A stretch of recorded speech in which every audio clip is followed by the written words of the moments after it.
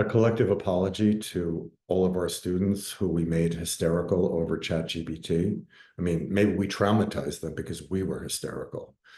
I want to talk about ChatGPT and how I now use it in class and how easy it is to tell when you're using ChatGPT as a primary source. So the first thing I'm going to do is I'm going to show you an exam that I give. Oh, I have to share a screen here, so let's do that.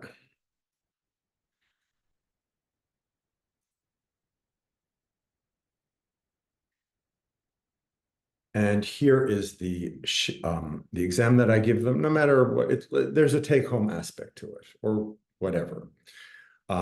Meaning there's a research opportunity here. It's not just a cold in-class exam. So Homer in the Iliad is obsessed by body parts. Okay, discuss. It's a nasty question. But my students are used to this kind of question. And it also invites them to think about some of the issues that are brought up in class. So let's see. Let's just copy and paste and see how that works. Oops.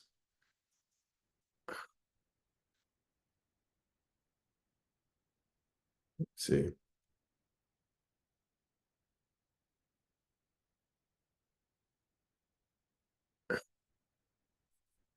T, which I just subscribed to because I realize it's going to be a big part of my life.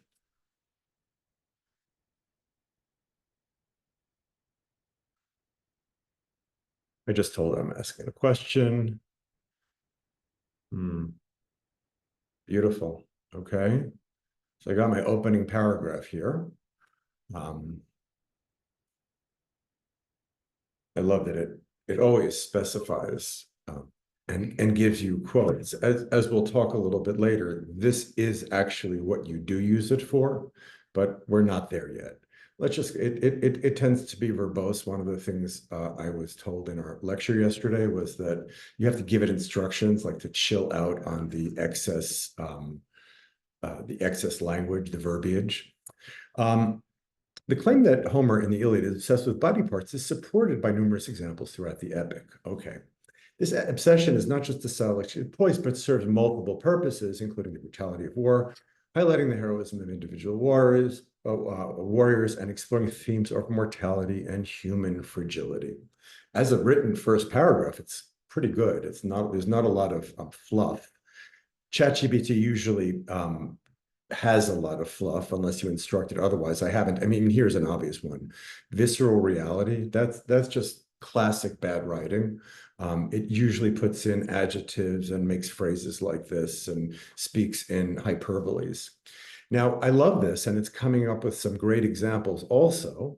I could ask it more. Maybe, I need some more quotes here. Well, actually, I don't want to continue here. And, a student could hand this in, and I got stuff comparable to this. And the only problem is it doesn't address any of the body parts that we spoke about in class. Meaning we didn't talk about hands of warriors in battle. What we did speak about were really sexual images, Priam being castrated and what that represents, Hecuba handing her breast out to Hector as he's about to go off into war. There are others. Oh, well, this Homer shows us when Hector gets back to his home in Troy that Andromache's nurse is nursing their son. So this realm of the private or the domestic is one of a kind of nurturing, right? That's what we talked about. Now, this is totally not there. So I'm going to try again, okay? And this is one of the things you have to do with ChatGPT, I learned. So I am a student taking an introductory course on English literature on the classics. My instructor gave us a take-home assignment with the following question. How should I go about it? Now I added, and this is the really important part of ChatGPT, is you are telling it what to find. Now, this information might not be so important. It's pretty generic. Yesterday, the historian who was showing how to work this work described exactly what his field is. Let's just see what it says. Does it get any, is it any different than what we just said? ChatGPT, by the way, remembers your question. It starts to know you.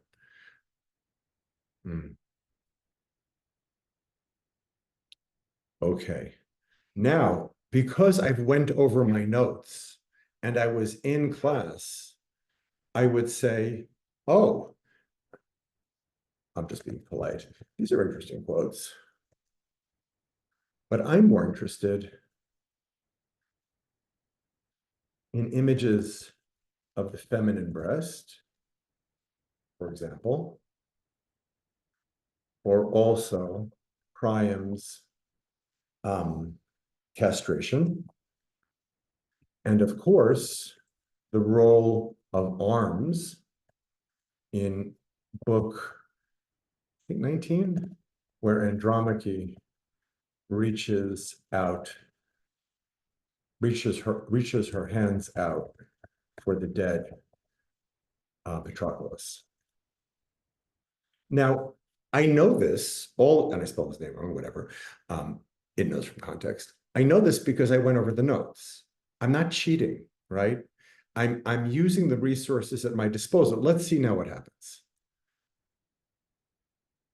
Let's go for it. Why is it not happy here? There we go. Isn't this fun? Blah, blah, blah, blah, blah, right? One is blah, blah, blah. Two is definitely blah, blah, blah. I mean, you have to, and you could write here, my instructor is not interested in meaningless introductory stuff. Oh.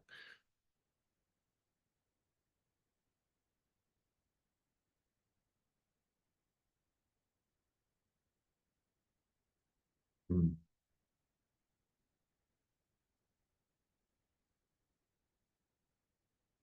Yeah. I mean, maybe I gave it too much information here. I should have probably started. Well, I knew what I wanted. I was actually fishing to see if I could find some more quotations. I did this last night with my students in Richard II, and we talked about, after looking at our notes, we started to ask ChatGPT about, well, theatricality in that play. And then it gave us a list of quotes from like 10 plays. And then, I mean, there's another thing here that ChatGPT, it's interesting. It goes with the question. Remember, the question was Homer's obsessed by body parts. It doesn't know that what I really intend as the instructor is to say, it's really not an obsession. I mean, it said, the earlier one said it's not an obsession, it's a stylistic choice.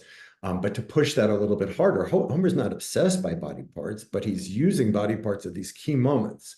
And I'm just saying, the introduction, instead of going with the question, you could have started, and this would show your originality, although it may seem that Homer is obsessed with body parts, especially sexual organs, blah, blah, blah, comma, they actually function in emphasizing the main themes of the Iliad, whatever. That's very, very general. So ChatGPT can be useful. And by the way, the assignments that I'm giving now, they're in-class tests. So when I tell my students to go back and look at this stuff, I tell them 10 quotes beforehand from Shakespeare. That's what I'm teaching now, right? So I give them 10 quotes. I say, I'm going to choose 5. You'll have to choose 3. So they do the math and they figure out how many they have to do. And with each example, I tell them, go to your notes first.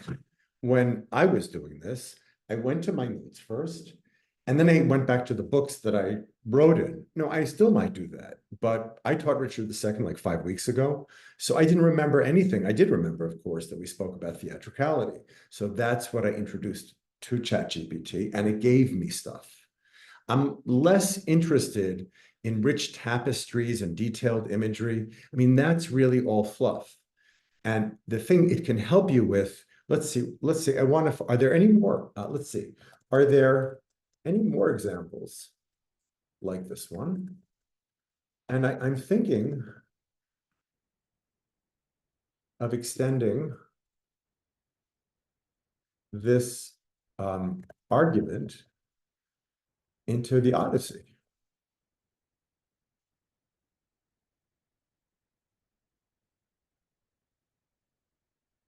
Hmm.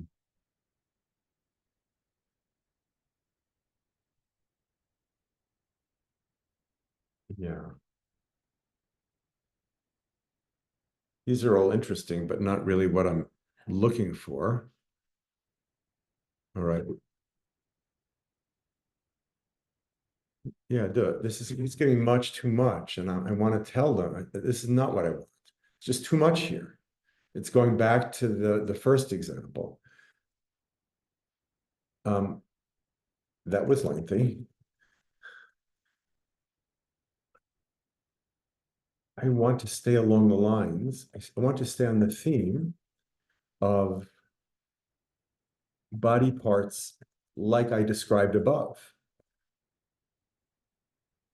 Sexual organs, I'm sorry, and um, and in romantic or domestic situations. Let's see. Let's see, fascinating lens. Like when you start to get essays like this, and I got a ton of them last semester, like fascinating lens, you just write in the, if you're an instructor, you write AI-ish. That's it. And you give a passing grade. That's it. Because you can't find the plagiarism, but you know it's AI. So it's going back to the feminine breast. It's giving me, I remembered book 6, but I didn't know exactly what the quote was. It's telling me this. This is with the nurse nursing Hector's son. Um, and it's giving me the key parts of the quote. So when I look in my own book, okay, this one I didn't know. That's an interesting one. Andromache came near tearing her breast with her hands. It's almost a desecration of the sexual. Now, this is not one we talked about in class, but if this was brought into an essay, it would be like, wow, this is great.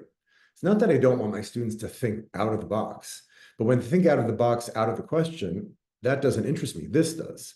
Um, I don't know about Odysseus' scar. I would tell it that's not a good match. Calypso also, there's stuff here. Um, okay, so it's given me more quotes. Yeah, and I could have sworn though, is there a parallel to Andromache's outstretched arms in the Odyssey? Oh, surprise. I remembered that, right? I remembered that there's some kind of parallel because I have a vague memory of the course. Um,